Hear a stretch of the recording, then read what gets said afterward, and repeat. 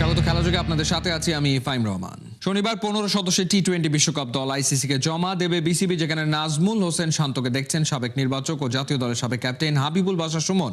ফর্মের কারণে জাকের আলী বাদ পড়ছেন বিশ্বকাপ দল থেকে। স্কোয়াড জমা দিলেও 1 ফেব্রুয়ারি পর্যন্ত দল পরিবর্তনের সুযোগ থাকবে বিসিবির। সিলেট থেকে নাহিয়ান বিন জসিমের পাঠানো রিপোর্ট।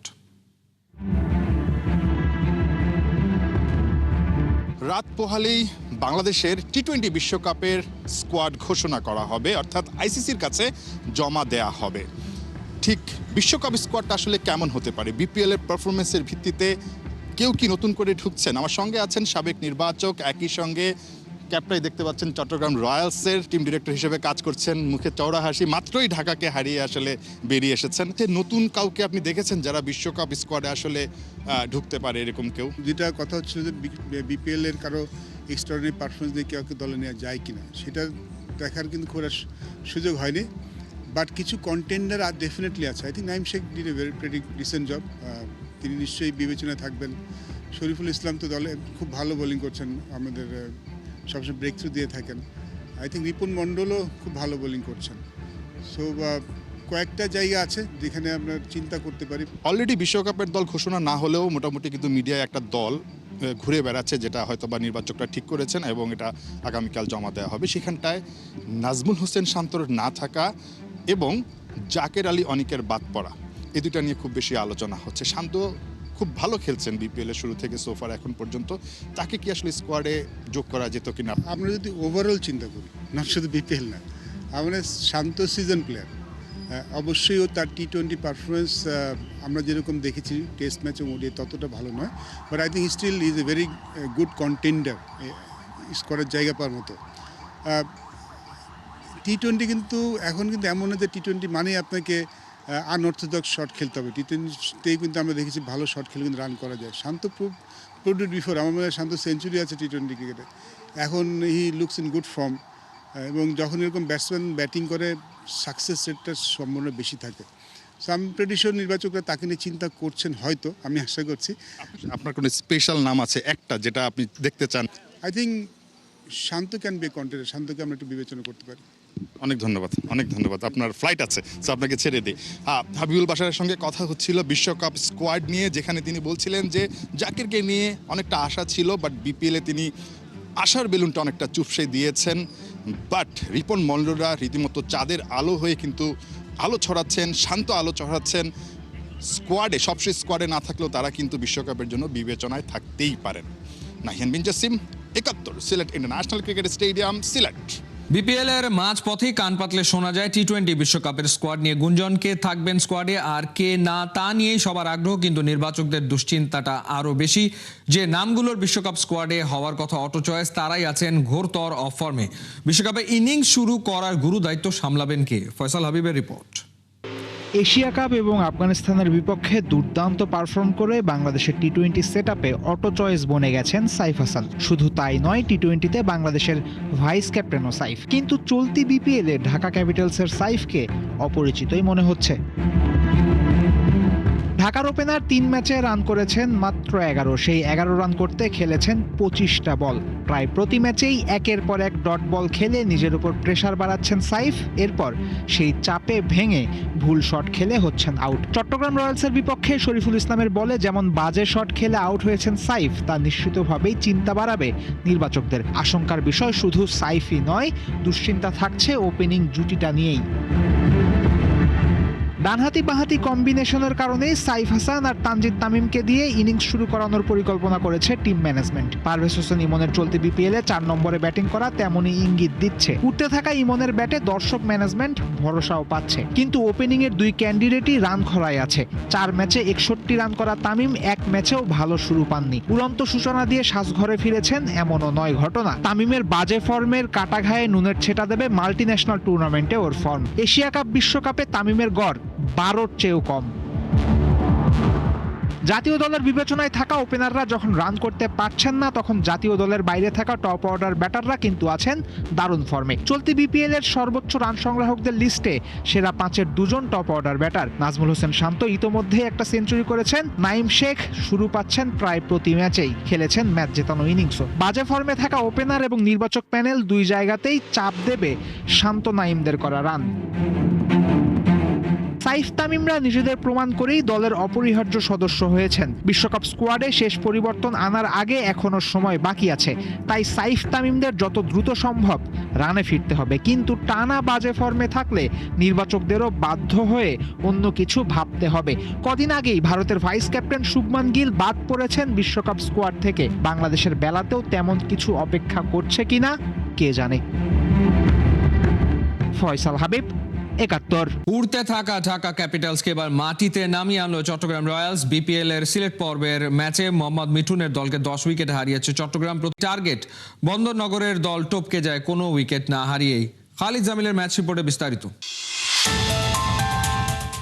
৩৩ বছর বয়স হয়ে গেছে অ্যাডাম রসের, ইন্টারন্যাশনাল ম্যাচে অভিষেক হয়নি ইংল্যান্ডের মিডলসেক্সে বেড়ে ওঠা এই উইকেট কিপার ব্যাটারের। ও আবার কে? এর আগে বিপিএল সহ বেশ কিছু ফ্র্যাঞ্চাইজি ক্রিকেটে খেলেছেন বটে, তবে সেভাবে নাম কুড়াতে না পারা এই ক্রিকেটার এবারে নাম লিখিয়েছেন চট্টগ্রাম রয়্যালসে। আর তিনি এবারে যে খেল দেখালেন তাতে তাজ্জব বনে গেছে সবাই। প্রথম খেলটা অবশ্য ব্যাট হাতে নয়, ফিটনেসেও খুব একটা এগিয়ে না থাকা ওয়াশিংটন সুপার পারফরম্যান্স দেখালেন কিপিং গ্লাভস হাতে। একে একে ফেরালেন ঢাকা ক্যাপিটালসের এক হালি ব্যাটারকে। ওসমান খান, শামীম পাটোয়ারি, সাব্বির রহমান এবং ইমাদ ওয়াসিমকে বোকা বানিয়েছেন চট্টগ্রামের এই কিপার। শুক্রবারের ম্যাচে প্রথমে ব্যাট করতে নেমে শুরুতে বলার মতো কিছু কেবল করতে পেরেছেন টিম ক্যাপিটালসের পাকিস্তানি রিক্রুট ওসমান খান। 15 বলে করলেন 21, স্ট্রাইক রেট 140, বড় কিছুরই হয়তো আভাস। তবে তার ফেরার পর কেবল হাল ধরতে পেরেছে নাসির হোসেন সাইফুদ্দিন জুটি। 36 বলে 48 রান স্কোরবোর্ডে তুলেছেন দুজনে মিলে। ওদের সুবাদেই 100 রানের মাইলস্টোন পার হয় ঢাকা। শরীফুলের বলে মাহমুদুল হাসান জয়ের হাতে 17 রানে ধরা পড়লেন নাসির। 25 বলে 33 করে সাইফ উইকেটে অপরাজিত রইলেন ঠিকই, তবে বাকিদের সাপোর্টের অভাবে ওখানেই স্ট্যাক। পুঁজি বলতে সব মিলিয়ে 122 রান। জবাব দিতে নেমে আবার মোহাম্মদ মিঠুনদের জন্য আতঙ্কের নাম হয়ে উঠলেন সেই অ্যাডাম রসিংটন। তার সাথে কোটি টাকার ব্যাটার নাইম শেখ মিলেই খেলে ফেললেন পুরোটা ম্যাচ, পূরণ করলেন 123 রানের টার্গেট। 18 বলে 25 রান তুলে ভয়ঙ্কর হয়ে ওঠার সময় ক্যাচ তুলেছিলেন ইংলিশ ওপেনার, সেটা ড্রপ করেন ঢাকার পাকিস্তানি রিক্রুট ইমাদ ওয়াসিম। শেষ পর্যন্ত তিনি অপরাজিত থাকলেন 36 বলে 60 রান করে। তার পার্টনার নাইম শেখ 40 বলে 54-তে নট আউট। দুজনে মিলে 123 তারা তুলেছেন 76 বলে। টি-20তে নাইমের এটা 15 নম্বর 50। খালিদ জামিল, ৭১। আইপিএল এ সুযোগ পেয়েও খেলা নিয়ে শঙ্কায় মুস্তাফিজুর রহমান। কলকাতায় কিভাবে মুস্তাফিজ খেলেন সেটা দেখে নেবার হুঁশিয়ারি দিয়েছে দেশটির ক্ষমতাসীন দল বিজেপির এক নেতা। এমনকি বাংলাদেশের প্লেয়ারকে দলে নেয়ায় শাহরুখ খানকেও করা হচ্ছে তুলোধুনো। তার দেশপ্রেম আর চরিত্র নিয়েও তোলা হচ্ছে প্রশ্ন। বিস্তারিত পার্থবণিকের রিপোর্টে। আইপিএলে মোস্তাফিজ আর মোস্তাফিজকে ঘিরে একের পর এক হুমকি। উত্তরপ্রদেশের বিজেপি নেতা সঙ্গীত সিং সোম, হিন্দু আধ্যাত্মিক নেতা জগৎগুরু স্বামী রামভদ্রাচার্য, এদিকে দেবিকানন্দন ঠাকুর, ওদিকে আবার পণ্ডিত ধীরেন্দ্র কৃষ্ণ শাস্ত্রী। ভারতে পা রাখার আগেই বাংলাদেশ তারকাকে ঘিরে এদের বিপজ্জনক সব মন্তব্যে প্রশ্নবিদ্ধ মোস্তাফিজের নিরাপত্তা। আইপিএলে এবার একমাত্র বাংলাদেশি ক্রিকেটার হিসেবে সুযোগ পেয়েছেন মুস্তাফিজুর রহমান। 9 কোটি 20 লাখ রুপিতে তাকে দলে ভিড়িয়েছে কলকাতা নাইট রাইডার্স। কিন্তু এতেই নিজ দেশে চরম বিদ্বেষের শিকার হচ্ছেন দলটির মালিক শাহরুখ খান। বিজেপি নেতা সঙ্গীত সিং সোম সরাসরি বলিউড তারকাকে বিশ্বাসঘাতক বলে আখ্যা দিয়েছেন। বিজেপি নেতা জানান, বাংলাদেশে যেভাবে হিন্দুদের ওপর অত্যাচার করা হচ্ছে, নারী ও মেয়েদের ধর্ষণ করা হচ্ছে, তাদের ঘরবাড়ি পুড়িয়ে দেওয়া হচ্ছে, এমনকি সেখানে ভারত বিরোধী স্লোগানও চলছে। তারপরেও শাহরুখ খানের মতো বিশ্বাসঘাতক, যার সবকিছুই ভারতের দান, সে এমন একটি দেশের খেলোয়াড়দের উপর বিনিয়োগ করছে যাদের কাজই ভারতের বিরুদ্ধে কাজ করা। তবে এই নেতার সবচেয়ে বড় হুঁশিয়ারিটা মোস্তাফিজকে কেন্দ্র করে। বিজেপি নেতা সাফ জানিয়ে দেন, কেকেআর কোনো মূল্যে মোস্তাফিজকে ভারতে খেলাতে পারবে না, এমনকি বিমানবন্দরের বাইরে মোস্তাফিজকে পাই রাখতে দেয়া হবে না। শুধু রাজনৈতিক দল নয়, হিন্দু আধ্যাত্মিক নেতা জগৎগুরু স্বামী রামভদ্রাচার্য শাহরুখ খানের কাজকে দেশদ্রোহিতার শামিল বলে উল্লেখ করেছেন। এই নেতা শাহরুখকে হিরো মানতে নারাজ, তার কোনো চরিত্রই নেই বলে দাবি করেছেন রামভদ্রাচার্য। শাহরুখ সব সময় দেশদ্রোহী আচরণ করছে বলেও দাবি করেন। এদিকে আরেক ধর্মীয় নেতা দেবিকা নন্দন ঠাকুর বাংলাদেশি প্লেয়ার দলে নেওয়ার সিদ্ধান্তকে নিষ্ঠুর বলে উল্লেখ করেছেন। শাহরুখের অতীত জীবন টেনে দেবিকা নন্দন জানিয়েছেন, এই দেশ তাকে একজন নায়ক, একজন সুপারস্টার বানিয়েছে এবং এত ক্ষমতা দিয়েছে যেন সে একটি ক্রিকেট দলের মালিক হতে পারে। অথচ এর আগে শাহরুখ একটি টিভি সিরিয়ালে কাজ করে প্রতিদিন 500 থেকে 1000 রুপি রোজগার করত। অতি দ্রুত তাকে ক্ষমা চাইতে হবে এবং যে 9 কোটি 20 লাখ রুপি মোস্তাফিজকে দেবার কথা, সেটাও বাংলাদেশের নিহত হিন্দু পরিবারগুলোর শিশুদের দান করতে হবে। এদিকে আইপিএলে মোস্তাফিজকে নেয় মধ্যম পন্থা বেছে নিয়েছেন হিন্দু আধ্যাত্মিক গুরু পণ্ডিত ধীরেন্দ্র কৃষ্ণ শাস্ত্রী। তার মন্তব্য, মোস্তাফিজ ইস্যুতে সিদ্ধান্ত নেবে বিসিসিআই, কিন্তু তার চাওয়া বাংলাদেশে বসবাসরত হিন্দুদের নিরাপত্তা নিয়ে যেন বাংলাদেশি ক্রিকেটাররা আওয়াজ তোলেন। ক্রিকেট কেবল একটি খেলা, এর নিজস্ব নিয়ম আছে এবং খেলার ক্ষেত্রে এই ধরনের কিছুই প্রযোজ্য নয়। তবে এই ধর্মীয় গুরুর মত, বাংলাদেশের প্লেয়ারদের উচিত জাতি ও সমাজের পক্ষে কথা বলা। বলা চলে, সময় যতই যাচ্ছে ততই আইপিএলে মোস্তাফিজের অংশগ্রহণ নিয়ে উত্তাপ ছড়াচ্ছে ভারতের রাজনৈতিক ও ধর্মীয় অঙ্গনে।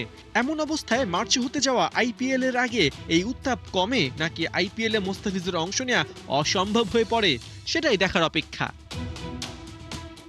পার্থ বণিক, ৭১। বিচ্ছিন্ন দ্বীপ বা চরাঞ্চলের দোহাই দিয়ে হাতিয়া উপজেলা বঞ্চিত হচ্ছে খেলাধুলা থেকে। স্বাধীনতার 50 বছর পেরিয়ে গেলেও দীর্ঘ আয়তনের ভূখণ্ডটিতে নেই একটি মিনি স্টেডিয়ামও। সহায়তার অভাবে অকালে ঝরে যাচ্ছে প্রতিভা। কবে এই দ্বীপাঞ্চলের শিশুরা দেখবে পেশাদার খেলোয়াড় হওয়ার স্বপ্ন? নতুন বাংলাদেশে খেলাধুলা নিয়ে নতুন স্বপ্ন বুনছে হাতিয়া জনগণ।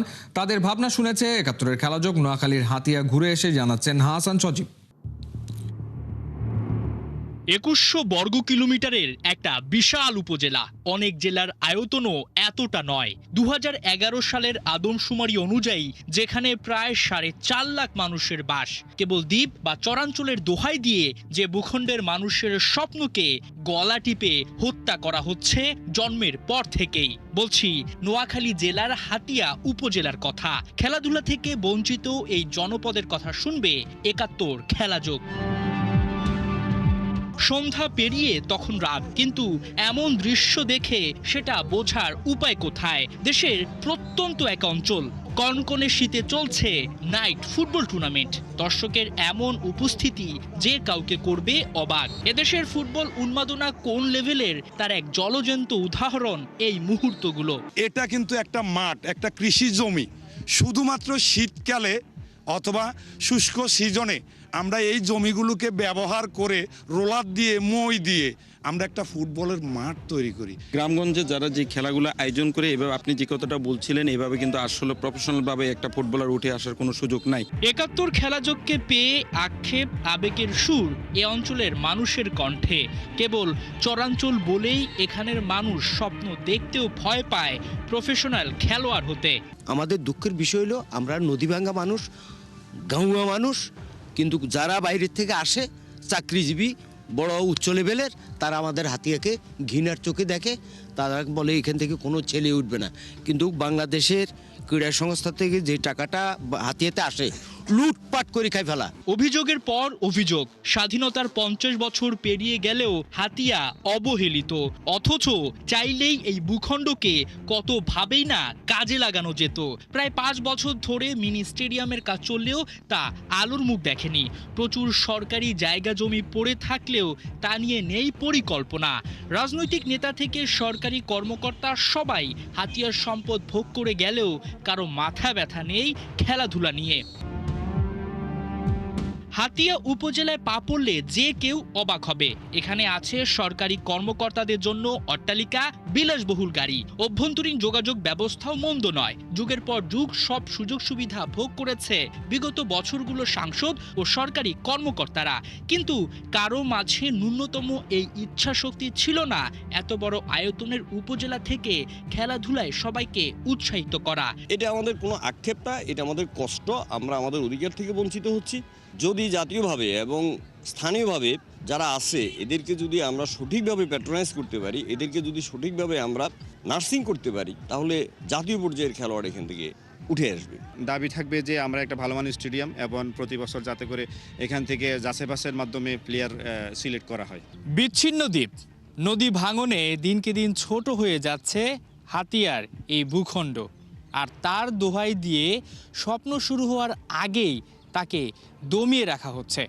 এখানকার শিশুরা জানে না তারা কিভাবে প্রফেশনাল ক্রিকেটার কিংবা ফুটবলার হবে, কেননা তাদের মাথার মধ্যে একটা ব্যাপারই ঢুকিয়ে দেওয়া হচ্ছে, তোমরা চরের মানুষ, এখানে খেটে খাওয়াটাই বড় বিষয়, ক্রিকেটার কিংবা ফুটবলার হওয়া তো বিলাসিতা। হাসান সজীব, ৭১, হাতিয়া, নোয়াখালী। এই ছিল এই মুহূর্তের খেলাযোগে সরাসরি সংবাদ অনুষ্ঠান দেখতে চোখ রাখুন ৭১-এর ফেসবুক পেজ এবং সাবস্ক্রাইব করুন ৭১-এর ইউটিউব চ্যানেলে। ৭১-এর সাথেই থাকুন।